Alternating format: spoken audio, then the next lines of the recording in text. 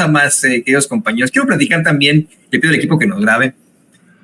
Quiero preguntarte tu opinión, querido Manuel, sobre las declaraciones que hace la directora del organismo de choque fundado por Claudio X González, Mexicanos contra la Corrupción y la Impunidad, María Amparo Casar, quien luego de haber sido exhibida por un fraude terrible a la hacienda pública, pues sale a asegurar que es víctima de la persecución política por parte del presidente López Obrador, cuando ella simple y sencillamente cumple con su trabajo de exhibirlo.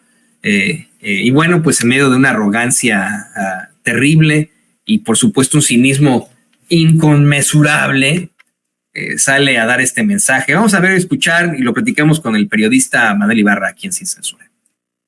Quiero hablar de frente a la sociedad mexicana y decirles que ejercer un derecho nunca puede ser corrupción. El presidente López Obrador ha tomado una tragedia familiar para mentir, lastimar y lucrar políticamente con ella. Hasta en la guerra, esa que él ha establecido contra sus críticos, hay códigos. No soy una corrupta como él afirma y por eso no voy a guardar silencio. Aclaro que, contrario a lo que afirman el director de Pemex y el propio presidente, no cometí el acto de corrupción del que me acusaron a raíz de la trágica muerte de mi esposo y padre de mis hijos hace casi 20 años. La acusación en mi contra se basa en un dicho que el presidente expone en su libro Gracias y que ha repetido una y otra vez en su conferencia matutina en los últimos días. La señora Casar, y cito textualmente, se entrevistó con el procurador Bernardo Batis para pedirle que cambiara el acta, modificándolo de suicidio por accidente, porque de esa manera podía cobrar el seguro y recibir de Pemex una pensión vitalicia y ayuda para la educación de sus hijos hasta que cumplieran 25 años. No fue el caso. El propio Batis ha declarado que no me conoce personalmente y que no recuerda nunca haberse reunido conmigo. Si tal cosa hubiese ocurrido, como escribe el presidente, tanto el entonces jefe de gobierno del Distrito Federal, el propio Andrés Manuel López Obrador, como su procurador, debieron haberme denunciado o al menos haberse negado a cometer tal ilegalidad. Despejada esa mentira, ahora ya no me acusan de haber pedido la alteración de un documento oficial, sino de cobrar la pensión de viudez. En efecto, la he cobrado desde hace 19 años y repito, ejercer un derecho no es corrupción. No hay ningún ordenamiento que establezca limitación alguna a las pensiones de viudez por la causa de fallecimiento. Lo que sí es una violación a la legalidad es acusar a una ciudadana en la mañanera en lugar de hacerlo por las vías institucionales y posteriormente publicar en el sitio oficial del gobierno documentos con información personal mía y de mis hijos que ni siquiera tienen que ver con sus acusaciones. Ello es una violación flagrante a la ley de datos personales y al derecho a la privacidad. Falso que con la acusación que se hace en contra mía se intente combatir la corrupción. El presidente prefirió la hoguera mediática sin pruebas que los cauces legales. Sí, el presidente. Repito, con un caso particularmente doloroso, trataron de desprestigiarnos y amedrentarnos a mí, a mi familia y a Mexicanos contra la Corrupción y la Impunidad. ¿Por qué? Porque hemos denunciado con evidencia en la mano cientos de actos de corrupción sin importar quién los haya cometido. Eso nos ha hecho incómodos al gobierno anterior y a este también. La conducta del presidente revela algo mucho más grave, algo que debería preocuparnos a todas las mexicanas y mexicanos, el abuso de poder y la persecución política contra quienes nos atrevemos a vigilar las acciones de los gobiernos y a ejercer la libertad de expresión, esa que ha tratado durante todo el sexenio de inhibir.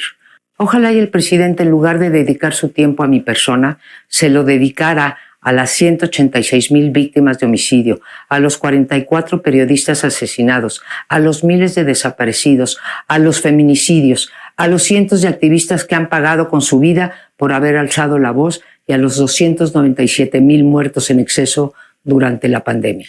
Quiero ser muy clara con este mensaje a la ciudadanía, pero también al presidente.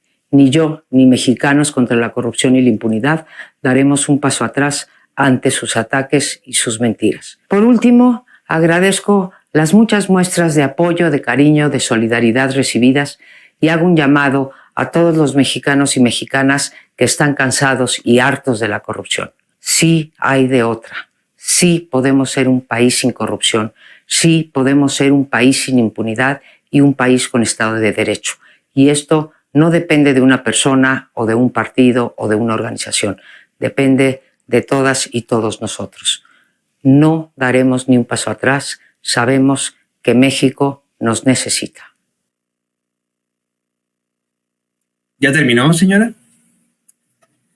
Me parece verdaderamente indignante que esté ella acusada de, un fraude terrible, que sea la representante supuestamente de un organismo que combate a la corrupción, a la impunidad, pero que tenga a personajes que están acusados de corruptos, corruptores también, y de personajes impunes. Me parece verdaderamente indignante que pues ella asegure que se trata de un tema muy delicado, que efectivamente lo es, pero pues sea ella quien lucró con esa pensión y ese seguro de vida que se acusa, correspondería a más de 48 millones de pesos de daño a esa hacienda pública. ¿Tú qué opinas, Manuel? ¿Qué opinas de las declaraciones de María Amparo Casar desde la élite, de apoyo de los medios de comunicación corporativos? ¿Qué opinas? No, estoy conmovido, Toño. Es la Madre Teresa de Calcuta. O sea, pobre señora, notas el sarcasmo.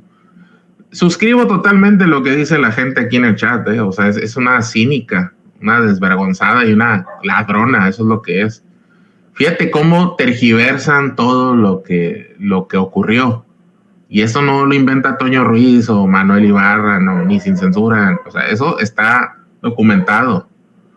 E incluso Nancy Flores sacó documentos, ¿no? Documentos oficiales de lo que ocurrió. Para empezar, dice que una tragedia que afectó a su esposo. Ya estaban separados y al borde del divorcio. Es lo primero.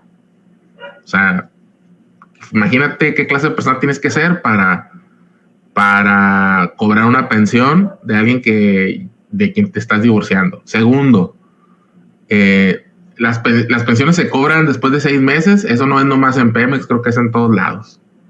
Tiene que pasar un tiempo específico que es de 6 meses. Se lo bajaron a 4. Tercero, se cambió el dictamen de suicidio, que por cierto el suicidio del señor, que es una tragedia, eso sí, eso yo distingo mucho de una persona que decide tomar su vida, definitivamente está bajo un sufrimiento psicológico enorme, y pues obviamente si alguien tiene algún problema, pues le sugiero que pida ayuda, apoyo psicológico, psiquiátrico. Y también hubo algo muy extraño donde se encontró como una especie de nota o mensaje relativo al suicidio en uno de sus manos, que era una nota, un papel con algún texto y números escritos. O sea, no solo hubo se encontró que fue un suicidio, sino hasta una nota, ¿no? Una posible nota suicida, ¿no? Lo cambiaron a accidente o sea, fíjate todas las cosas irregulares que llevamos ya no eran pareja, ya no eran, pues legalmente quizás todavía eran esposos, pero ya no tenían esa vida, se vivían juntos, no habían pasado los 6 meses, no fue un accidente de trabajo, sino suicidio. Todavía en estos documentos que varios periodistas, incluyendo a Nancy Flores de Contraini, han difundido, hemos visto que la pensión no se otorgó como suele ser, Toño, e incluso un amigo mío que perdió desgraciadamente a su pareja nos cuenta que a él le hace enojar mucho este tema porque le dieron 2,000 pesos de pensión de viudez. O sea, una burla. Y a esta señora le dan casi 150,000 a perpetuidad. ¿Y por qué digo a perpetuidad, Toño? Porque la pensión, ustedes pueden ver el documento ahí, no sé si lo tengamos por ahí, perdón, don David, si por ahí todavía lo tiene guardado, pero es hasta el 2999, Toño. O sea, los descendientes, o sea, ya se echó para abajo, pero los descendientes de los tataranietos cibernéticos de Amparo Casar iban a seguir cobrando, o sea, no me chingues. Y luego, ¿por qué decían que no rendía, miran, o sea, y ya la noto ya descompuesta incluso en el semblante, ¿eh? O sea, estos señores se creen privilegiados, se creen intocables, y les echas poquita luz a su podredumbre y se descomponen, se pudren. Esta señora, fíjate en dónde cobra. Cobra, yo no sé por qué, porque nadie la ve, en TV pública, ¿no? Tiene este horrible programa ahí con el perro Aguayo y otros analistas. Bueno, y el pobre doctor Meyer ahí que tiene que aguantar estas... Bueno, no sé si aguantar, seguramente son sus amigos también, pero pues allá él, ¿no? Cobra, es disque maestra en el CIDE, que yo no sé a qué puede dar clase esta señora, no tiene autoridad moral ni el conocimiento, o sea, tú le escuchas hablar y es una persona limitada totalmente, ves lo que supuestamente escribe y es un fárrago, un bodrio, o sea, escritora no es, autoridad moral tampoco, inteligente tampoco, entonces da clases de doblaje de teteo. Sí, clases de doblaje o clases de cómo defraudar a una paraestatal, ¿no? Durante 20 años. Y todavía le mandaba ahí los comprobantes o las facturitas para que sus hijos estudiaran. Y no estudian como Toño, como su servidor, no estudian en la Septien, no estudian en el colegio de bachilleres como estudié yo. No, en el ITAM, ¿eh? No, pues oye, pues unos pinches blanquitos, ¿cómo van a estudiar con el populacho, no? Y obviamente también tiene su ingreso vía la CIA, vía la NED, la National Endowment for Democracy, en Mexicanos a favor de la corrupción. Entonces esta señora fácil se podría estar embolsando $500,000 mensual por hacer nada. Porque si yo le pregunto, aquí hay un gran conocedor del tema, creo que hasta sabe más que yo, que es Toño Ruiz, del periodismo. Supone que esta señora ejerce periodismo, daba hasta clases en el CIDE. Toño, ¿cuál es la obra periodística de Amparo Casar? Yo te preguntaría, porque si yo te pregunto a ti, periodistas de mexicanos, te puedo decir, ya no digamos la nueva generación como Nancy Flores, bueno, los clásicos, Vicente Leñero, Julio Scherer, ¿cuál es la obra periodística de Amparo Casar? No, me des cuerda, querido Manuel, porque ya me diste cuerda ni vos, ya voy a tener que decir. Dale. Chingue su. Lo hemos dicho una y otra vez aquí, lo hemos planteado una y otra vez aquí.